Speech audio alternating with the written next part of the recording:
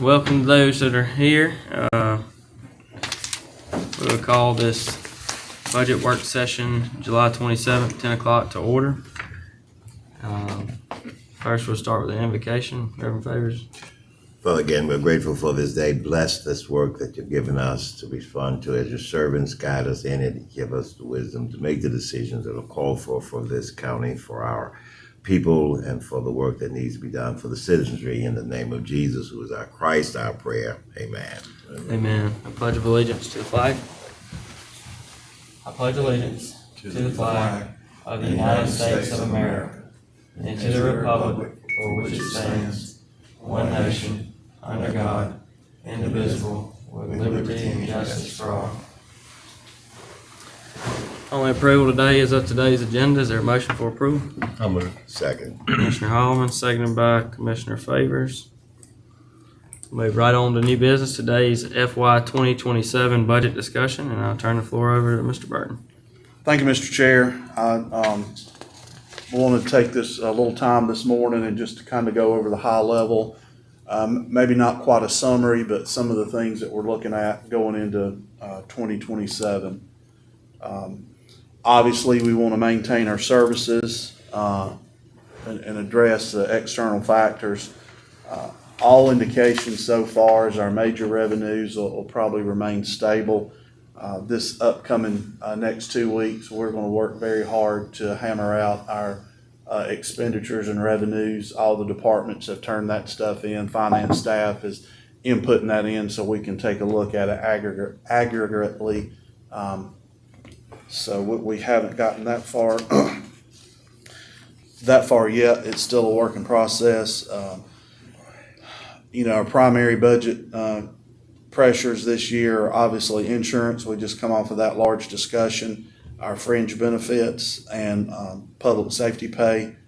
And today I would like to focus on compensation, staffing, emergency services, and SPLOST 8 priorities.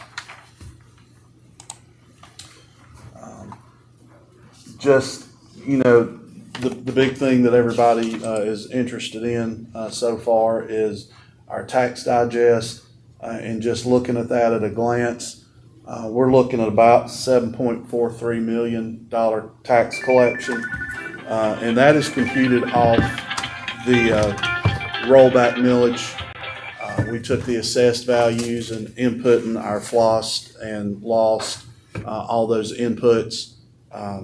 Using the state forms, the rollback millage was calculated to be 6.156, and that leaves us with a $944 million tax digest, and I will include that's before any appeals. So we're within that 45-day period now, so that number is subject to fluctuate.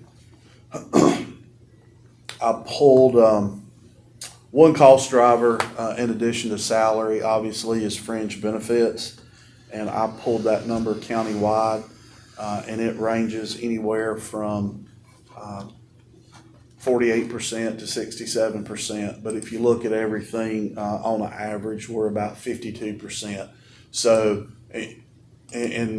in short, you take your base salary and multiply that by 52%, and that'll give you the cost of the employee.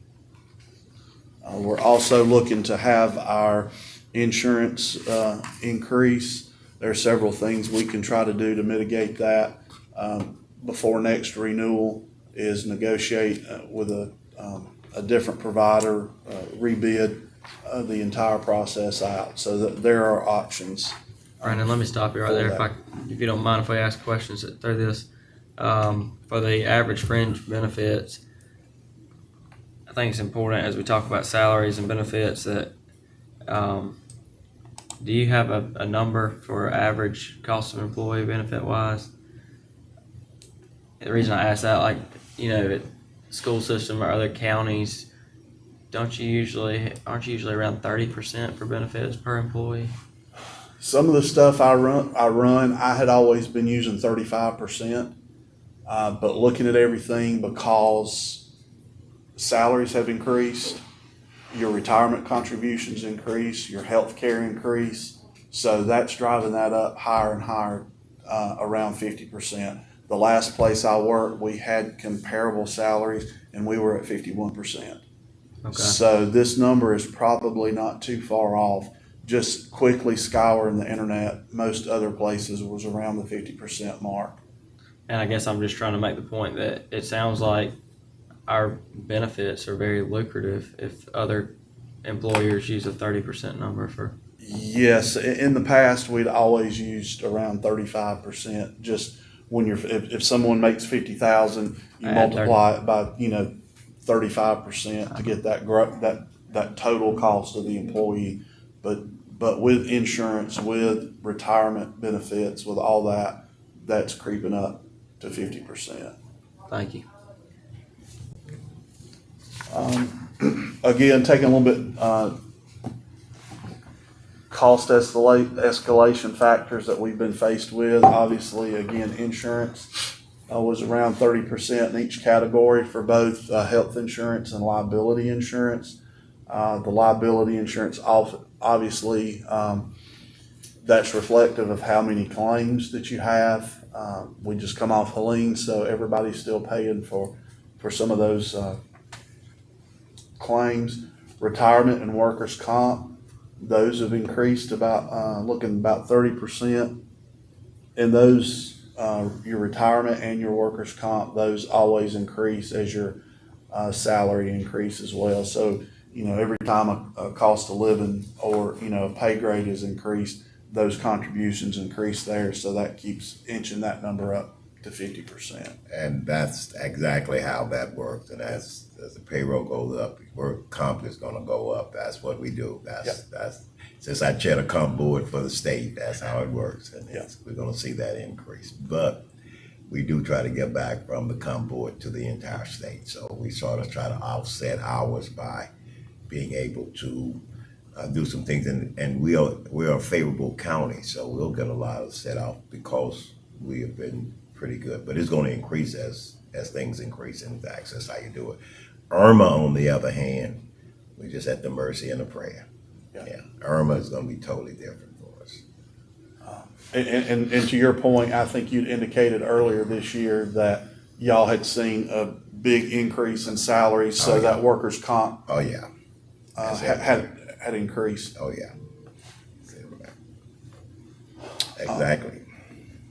Our payroll increased. Over the course of the year, we'll increase roughly $500,000, and that was the 5% cost of living. Again, back to our fringe benefits, are ranging from 42 to 67. Our average is around 52. Topic on everybody's mind now is fuel. That's a variable. We've enjoyed some lower prices, but we've seen the pump prices continue to creep up. We do get those at state contract price. However, those go up too. They have cost escalation factors on that, and that affects not only the fuel that we put in our vehicles, but contracts, other goods and supplies. Those suppliers tack the fuel cost on that too, so they get passed down. Utilities. One thing that we've noticed has been a little bit of jump in electricity expenditure so far. And then one thing I do want to mention is our water bill here at the government center. We had been working through the city because we had been paying a rate and then saw a significant increase. I believe that they had corrected their billing and either installed a new meter a couple of years ago and it didn't catch up. But looking going forward, if it's read correctly and billed correctly, we're seeing about a $40,000 a year increase for water here at this facility alone. So for years we had been underbilled. So this is probably, they're trying to catch that up now and in the future to get that righted. I've got a stack of bills and a report that shows there were several months that there was the minimum bill And then you can see where they made a change and it started growing from there. So I wanted you to be aware of that.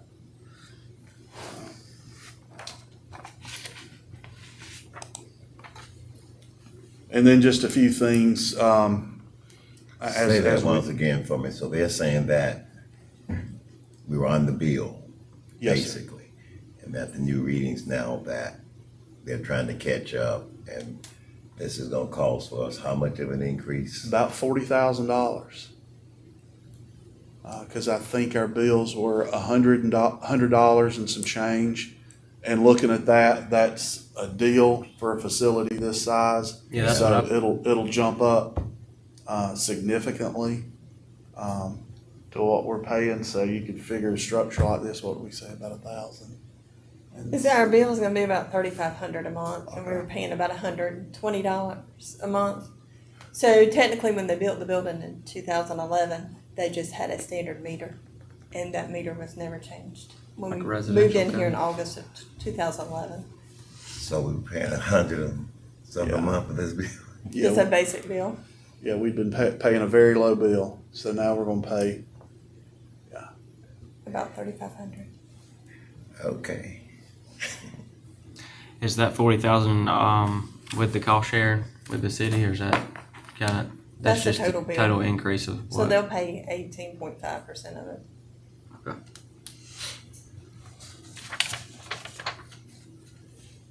Just kind of recap some stuff that we went through in developing the 2026 budget. I started in October. There was just a short window to develop it. We had a few changes. Helene was trying to make those payments to the debris contractor. We did use about $900,000 from reserves to balance that budget, and that was built in for the cost of living and some insurance, which sadly wasn't enough. Again, our insurance increased. We did unfund numerous positions countywide just to lighten the load on the budget, and we did give the 5% cost of living. So, not saying that that's not deserved, but when you do that, it does have downstream effects. From my office, this was a couple of things that I wanted to try to work on, and obviously it'd be up to the board's direction that y'all give myself and staff. Identify positions that may be duplication of effort and ones that may not fully serve. Prepare a analysis for a cost to serve that weighs the taxpayer burden versus the level of service. Something I would like to do in 27 is to contribute to our reserve fund at least $50,000 a month. Obviously, I'd like to do more. I'd like to get closer to $1 million, but at the low end, at least contribute back $500,000 to the reserve fund. Support our public safety, law enforcement, and animal services. Look at a 3% cost of living. And then we're beginning to analyze our cost of shared services that we share with the city. IT, senior center, recreation, animal services, community development, and the airport.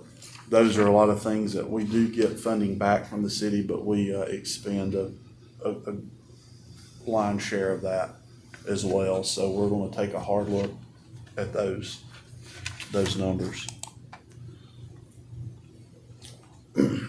Digging into the tax digest, currently we're at 7.809.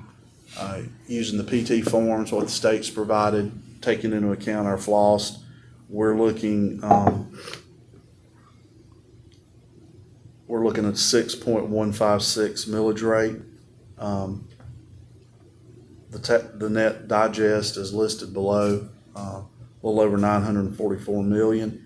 Again, that's pre-appeals. We're in that 45-day window, so that number is subject to fluctuate. The overall estimated revenue on the rollback is 5.8 million, and when you factor in the other things, your other payments, our estimated revenue towards the general fund would be 7.4 million and some change. Again, that number will change as the tax digest to change through appeals, etc. This next slide is breaks down everything from 25, 26. You can see what was collected in each category: real and personal property, motor vehicle, mobile home, timber, and equipment tax. And over at the far right column is how we computed the 7.4 million.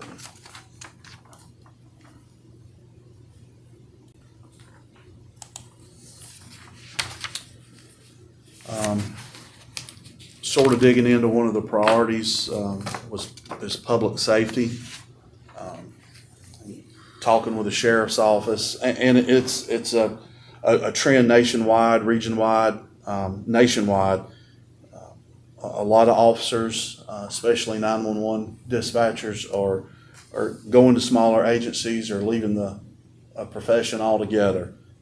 There's less workload and a higher pay that they're seeking out. We're trying our best if we can afford to adjust some of this stuff to attract talent and compete with other agencies within the CSRA. A lot of folks may live in South Carolina and drive here, and a lot of folks may live here and drive to South Carolina or other counties in Georgia. So that's one thing to consider. That's one thing because of our close proximity to a lot of places. The interstate here, people are able to drive to different areas. I tried to mine some data and do a comparison of where McDuffie County is to where we sit with other counties. And I did pull counties from Georgia, from South Carolina, and from North Carolina. I tried to keep it in the arc that we're in and look at counties that are similar in population, have some of the similar characteristics that McDuffie has, that are rural. And obviously there's influences from the metropolitan areas. There was one that popped up from Greenville, South Carolina. I took that one out. That was an outlier. Obviously Augusta, some of the places around Columbia was outliers, so we tried to pull those out and just tried to get an arc. So if you see some of those counties on there, I know that slide might be a little hard to read down at the bottom what the county are. There are some from North Carolina. Again, just try to get a cross section of things that are comparable.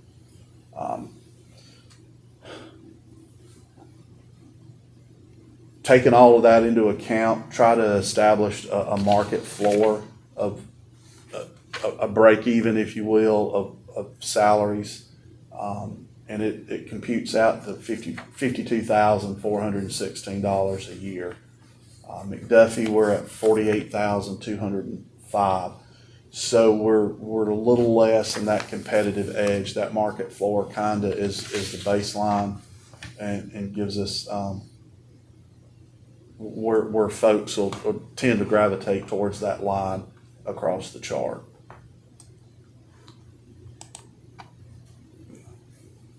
Taking all that data in that table, I run a quick gap analysis, again, where our baseline is, what our average salary or hourly rate is, pulling all that data into a median annual, what that breaks out as an annual salary and an hourly rate, looking at what it is, the Georgia median annual, South Carolina, North Carolina, and then if you compute all those agencies together, we're about $6,400 off some of those.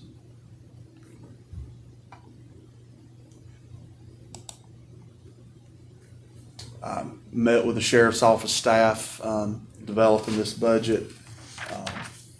We are working to propose some new pay ranges. Starting pay for dispatch would be $20 an hour. They're about $19 right now. Jailers, would be at $21 an hour. And our high end was $29 an hour for a certified deputy. Looking at the data from those previous two slides, $27.50 may be a target that we look to. That would get us closer to that market floor, maybe a little bit higher than that. You know what the McDuffie County? Do you know what our jailers here are making? Is that 21 an hour? You said you gave us the dispatch number, but They're making around 19 as well. entry level. Yeah, though. entry level. And then what about the certified deputy? They're about 22. 22 right now. Okay. So you're looking at about a $5 raise with the target number. And also, this next slide, I'll show the cost, but we'd also need to consider a 5%, and I just called it a longevity increase that would reduce compression of some of the supervisors and those that have been here for a long time. Because if you looked at each individual one and you bumped everybody up, you would have a bunch of people making the same thing. And in all fairness, someone that's been here 15, 20, 25 years, we would need to adjust those salaries to reduce that compression.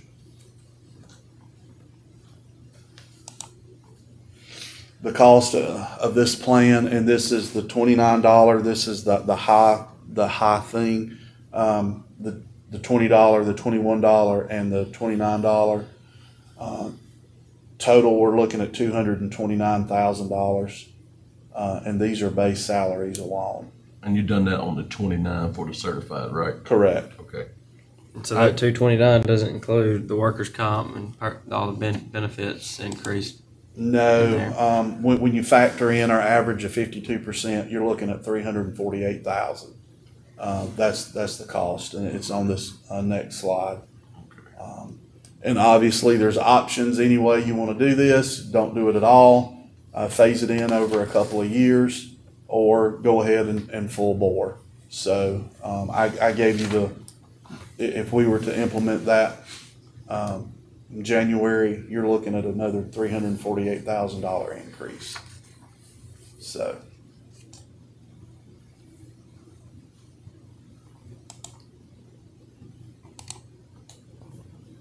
And before I jump into next, are there any questions? I know I've thrown a lot out.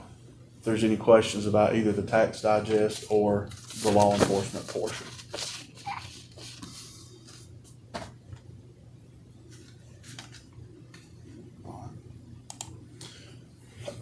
All right, continuing with public safety is emergency services.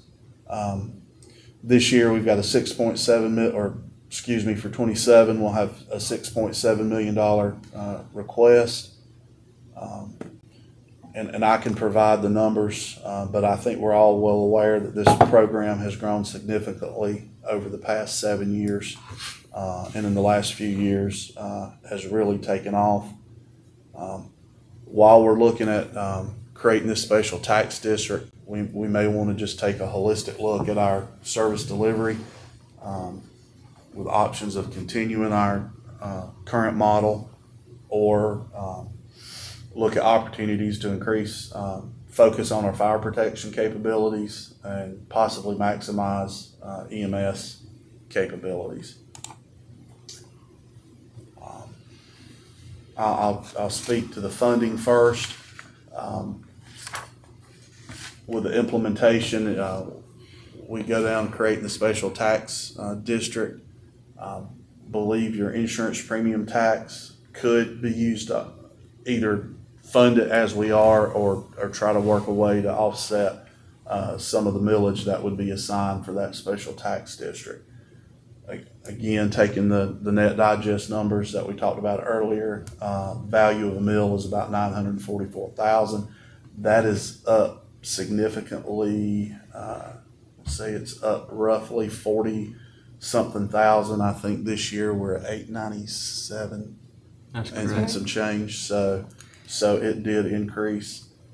And using that number and comparing it with our fire fees, you're looking right off the bat at a 1.4 to 1.8 millage rate And when you say fire M&O, are you talking about just to fund fire service or fire and EMS? Fire, well, the whole thing, Okay, the whole department. the whole thing, as it's combined now. Okay.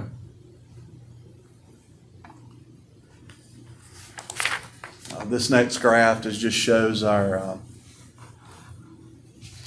insurance premium tax, how it has grown. The blue is the county portion and the green is the city portion. You can see those, a couple of years they were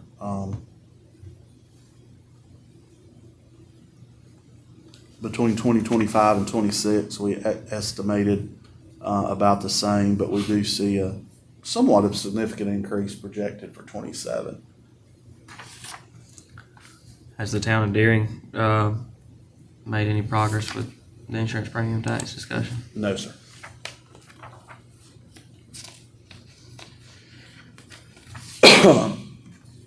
This next slide shows three different, well, actually, I guess you could say 6 different options in computing revenue for as the fire fee. The row at the bottom where you see 5C 234, that is the 5-cent rate and a cap of 234. That's where we're currently at. And the next bars show the same 5 cent with a $300 cap, 6 cents at 234 and 300, and then 7 cents. So you can see the revenue where we're at now is about 1.4 million. And at the higher end, the 7 cent with a 300 cap would be 1.78 million. Is that the acreage cap? Yes. So if we wanted to stick with the fire fee, which I don't think that's the direction, but if you change the cap alone, you'd only get you'd net 26,000. Okay. Sorry, just talking out loud.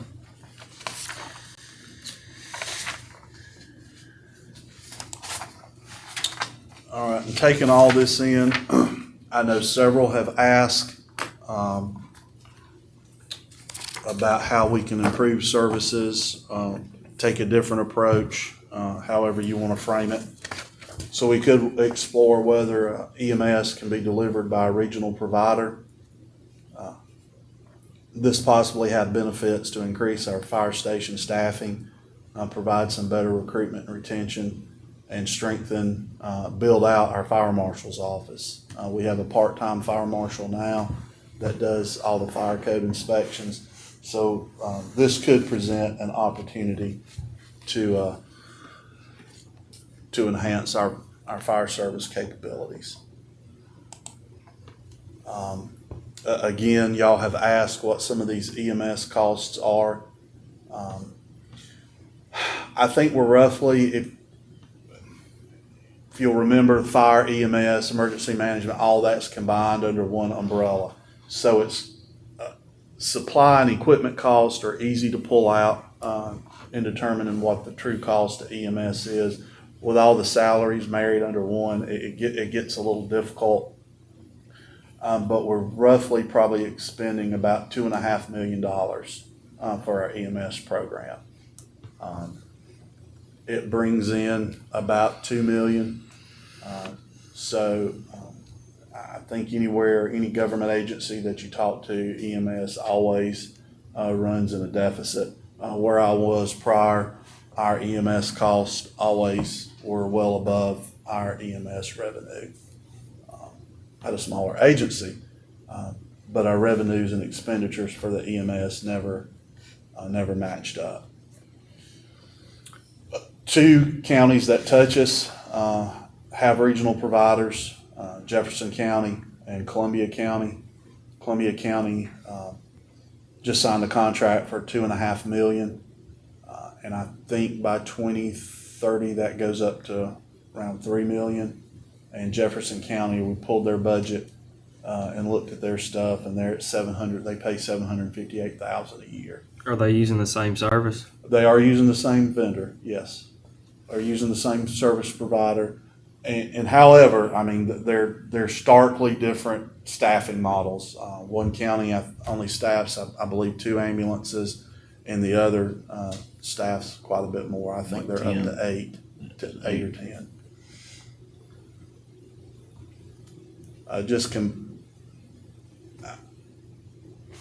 We could estimate that taking those in, taking to some of the other outlines. I pulled stuff from all over the country, and I'm not saying this is a hard number, so please don't take it at that.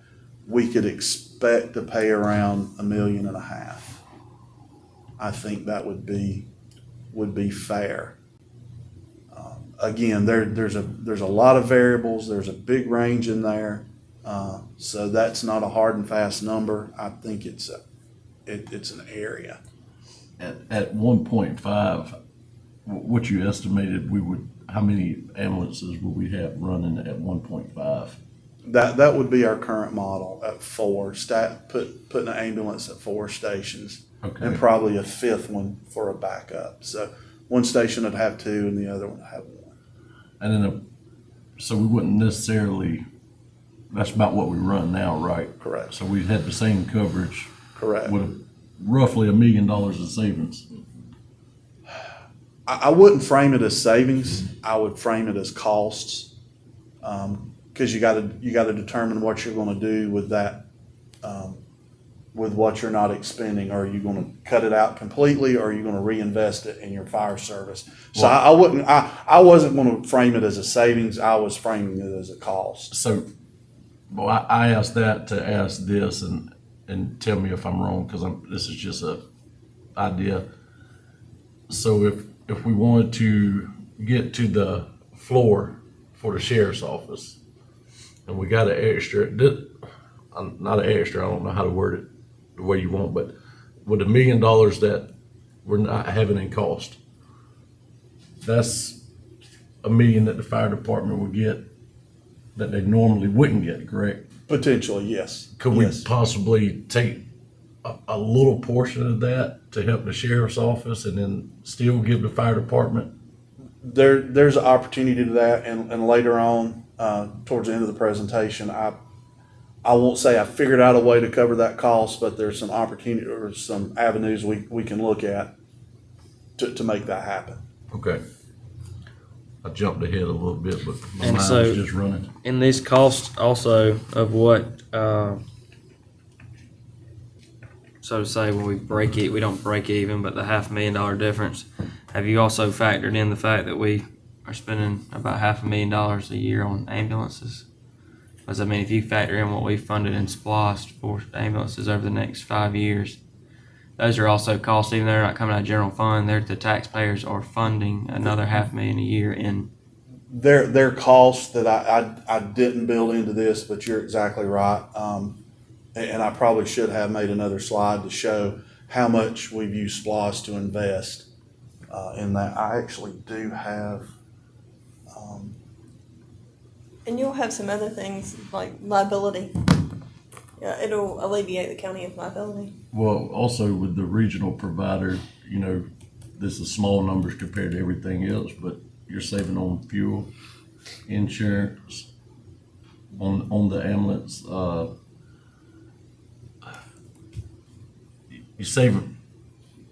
You have the potential to save more money than just the $1 million.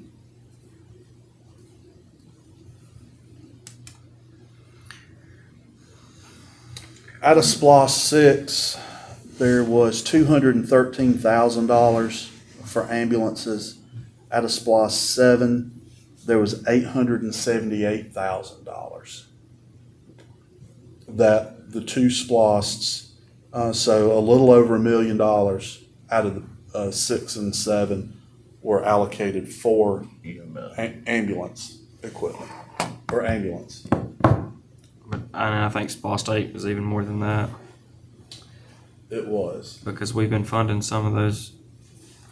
Yeah, all your major capital expenditures have been funded out of SPLOST for equipment and vehicles. And these are general fund expenditures here. Correct, what I showed you on as the opposed to slides. capital, because those things come from Correct. SPOS, and that's two different funds. So Correct. it won't impact, because that's already set in the capital budget. So you wouldn't look at that with this budget, because that's a capital item. Yeah, my point was just though, if you're looking at if you're taking a hard look at it, there are additional expenses that are not included in our general fund That's correct. that are supporting the EMS. So, That And was when you my look only at point. that, build upon what they've said already, basically, you structured this based upon how we already serving, basically, right? Yes. And how we already serving, just doing that, Columbia County comes in with their regional at 2.5 million that they just signed off on, and we just paid 2.5 million. So, And they have almost they twice have the all coverage. twice the coverage, yeah. That's twice the coverage or more.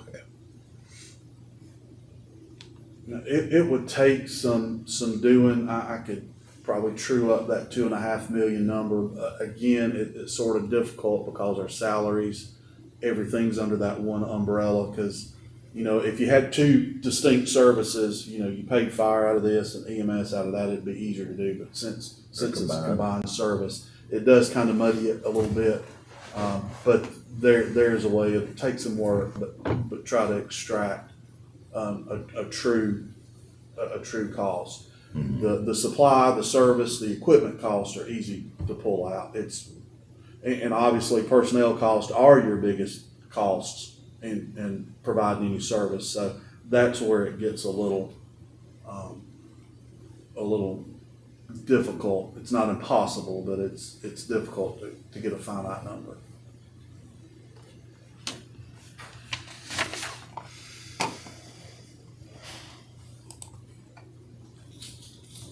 All right, moving into SPLOST 8. We've already talked about. Okay. I would like for the board to identify some priorities. And meeting with the sheriff's office, they need 6 vehicles. Animal control needs a vehicle. As just stepping back a minute, when we approve the ordinance, the new animal control ordinance, in order to properly do it, would need a truck with the kennel in the back of it and all the ancillary equipment that goes along with it. So there is one out there that we could dispose of potentially. However, we would need another vehicle to make that program work as intended. Which it could come out of SPOS with the public safety vehicle improvements. Yeah, we've got money built in under public safety vehicles, and we've got money built in government-wide as well. And in saying all that, we're coming out of the gate with a lot of needs, but all the SPLOST money won't be available at one time. It comes in monthly. So we have to sit there and build our fund balance in order to do some of this stuff. There are some avenues to do that. Obviously, we just wait and collect those over several months. You're looking at our numbers for the first half of this year. You're collecting about $404,000 a month. And that's the average. There is some fluctuation from month to month. Or the other alternative would be to issue short-term debt in the form of, we used to call them lease purchases. They're called finance purchases now. Basically, you take out a loan, and as the money rolls in every month, you just use that money to pay that loan back. That would be a way to get satisfy immediate needs, but still having to budget to make that payment. Again, or we just wait a couple of months, collect it, and pay cash for it. Brandon, you're going to the next page, I think, not to get ahead, but is there a way that maybe by the next budget workshop, we could have this list right here categorized in what you see as far as a priority list? Well, I was hoping y'all would tell me your priority, but if you want me to go ahead and give you a recommendation, I can. Yeah, well, you and I have talked about this several times, but I know like the coroner has been waiting for a while. I don't think he wants to wait any longer. We've got, the sheriff has his needs, and you're talking to a lot of these guys too, so you have a feel on what has to be done. I've talked with some of them too, but I could tell you how I would do it, but I guess I was saying maybe by that's 2 weeks from now, if we could all come up with a list. I guess we can vary from it, if we need to, in mid 2027 if we needed to, but we could kind of have an idea of, as I would rather not issue debt, but if you're getting $400,000 a month, if the sheriff doesn't need all 6 at one time, we could buy one at the beginning and then. Correct. You could spread that, and you're, one vehicle plus the upfit, you're looking around 80,000, because that's the vehicle and the equipment to go with it. So that's what one law enforcement vehicle is going to run you. Okay. So that's just a number to keep in mind. But yeah, I mean, if anybody up here has any comments on that, you're looking for some direction on that, on organizing that list now today. Is that what you're saying? Well, not today, but I would like for y'all to be thinking about it in the next 2 weeks. In the next, little bit, so we can kind of figure out a direction that you want. And it doesn't. I won't say I would. Obviously, I would like specifics, but you can give generalities. If you want to focus on the public safety first, if you want to focus on fleet, you want to focus on facilities, or what have you. Just something to give me a little bit of guidance as we build this out. All right. This slide here, it's hard to see on the screen, but it's a little bit better to see in print. These are each of the categories that were approved in SPLOST 8.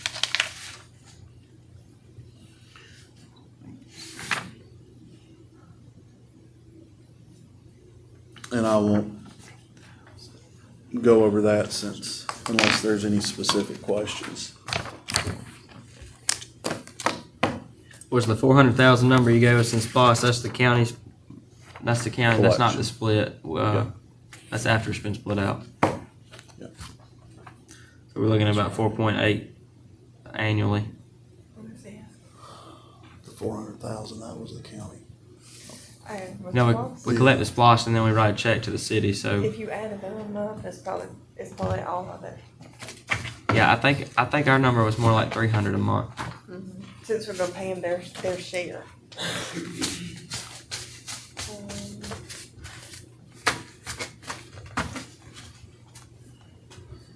You don't have to look it up now. I just times 12. And that would be $3.5 million for next year if we were at 300,000.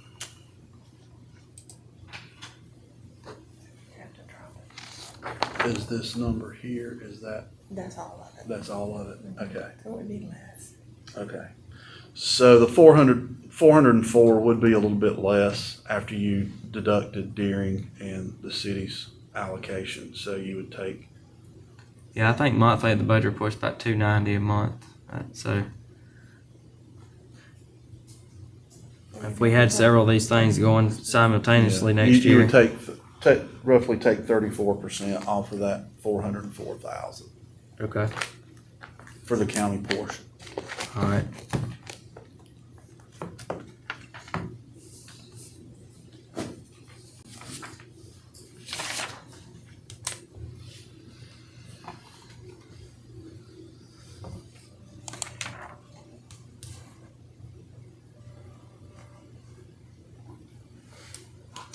This next slide is just across the county, some positions that, and I'll go ahead and say some of the higher level positions that may be needed. I think after this year we'll be in a little bit better position, but a project manager, an assistant finance director, a tax appraiser, an HR assistant / assistant director, public information officer, a campground manager, and a kennel technician / animal control officer. Two of them are bolded because I identified them as being some of the higher priorities. The tax appraiser, in 26, we did have a part-time position funded. I would like to move that to a full-time. That way that office has 3 full-time personnel, the chief appraiser and 2 appraisers, and somebody, you know, to be able to keep the front desk manned as much as possible. I think the animal control officer, with the funding that we've got now, I think we should be able to handle that one with the director, 2 animal control officers, and then adding a kennel tech. They all do split duties as it is, but I think adding that one might be beneficial to the program. Obviously, assistant finance director. We do a lot of grants. We've been very good about getting grants. This position would wear multiple hats doing grants, procurement, and GL accounts. You'll all know that I handle all the procurement, the bid solicitations, putting everything together. So that would be some reduced workload. Several of these positions would reduce the workload off the county manager, the project manager, the assistant finance director, and public information, and the campground manager. The campground manager, it is honestly needed for the program. That would reduce a lot of workload and planning that I'm having to do. Public information would help both the county clerk and myself, and I think probably just on a part-time basis to help manage the social media, make some of the website updates, and help with some of these ancillary boards and committees that we have. We have a lot of boards and committees that meet monthly, and getting those minutes and keeping everything together. That might be an avenue for a little bit better help. Human resources, the large number of staff that we have, it might be beneficial for them to have some help, somebody that focuses either solely on recruitment and retention or focuses solely on benefits. I don't want to call anybody out, but we're not all going to be here forever. So there's, I'd like to call a little bit of planning for the future as well. So those are some, and we obviously other staff positions. We used to have a pretty large road maintenance division. I know over the years that's gotten cut down. That might be one department that if we looked at adding positions that we looked at as well. With all the parks that we take care of, the part-time staff we have now, that they handle the campgrounds, but when I'm talking about the parks, all the multiple parks that we have, there's a huge workload there. We cut a fair amount of grass out at the airport, and then all the other public buildings around. So that's just on the grass cutting and maintenance portion of it. So there, and once you talk about road maintenance, we have a little bit of a hard time finding capable and experienced motor grader operators, because we still have about 100 miles of native surfaced or aggregate surfaced roads in the county. And then there's other things, the potholing, patching, signage, and things. So, and then roadside mowing. So there's a lot that goes on there.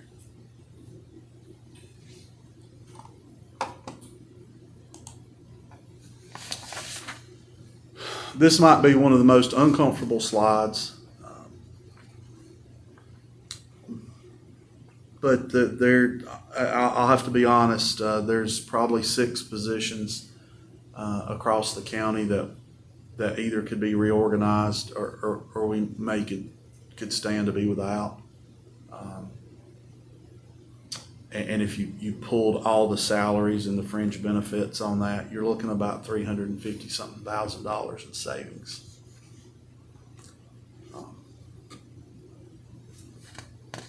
Not saying that that's the direction, but I know some of us internally have talked. But I think there could be a duplication of effort in some areas, and we might could realize some savings.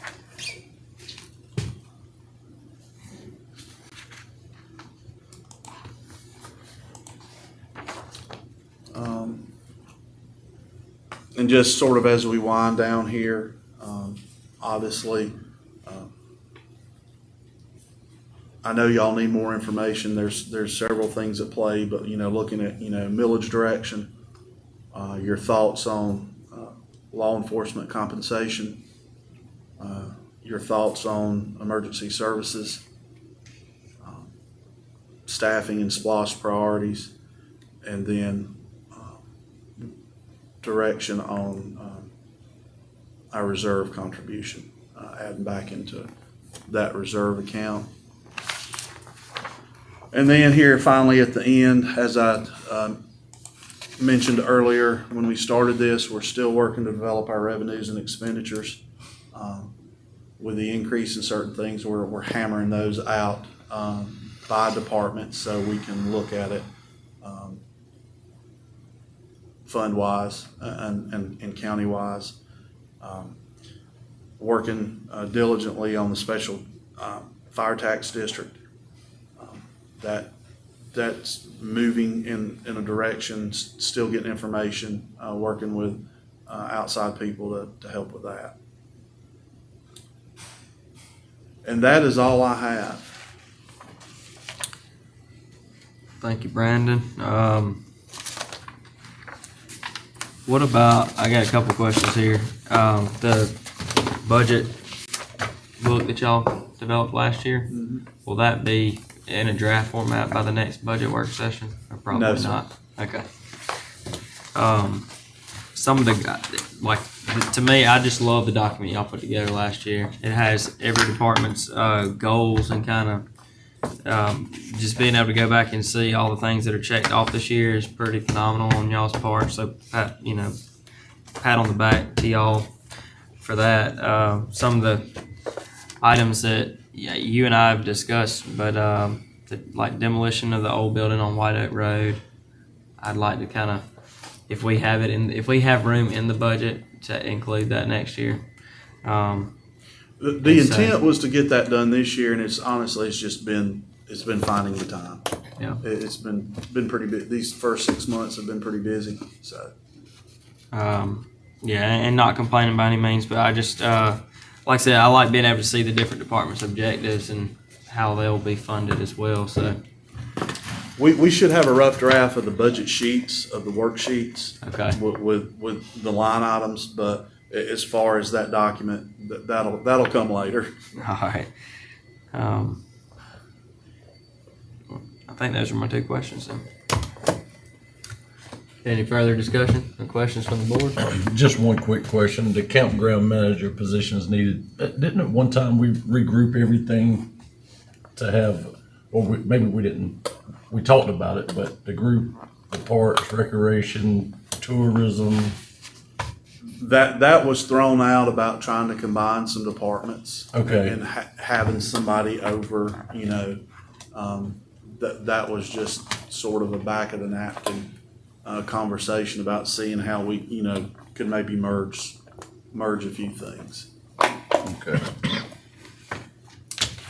One other thing we don't need to let ourselves forget either is the park that'll be finished by the end of the year. Yeah. How we're gonna manage that and who's gonna manage it. And I think we've talked about some different ideas, but as far as the budgeting,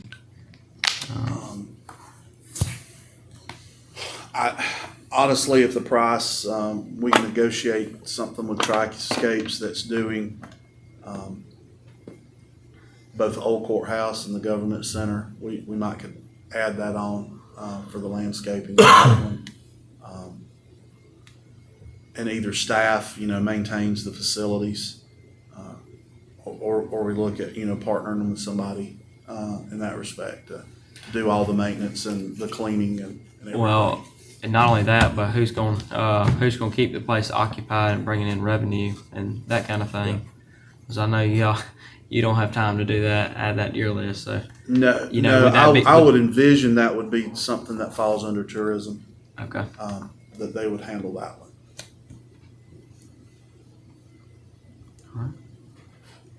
Any further comments, discussion? Is there a motion we adjourn? I move. Second. Motion made by Commissioner Holloman, seconded by Commissioner Favors. All right.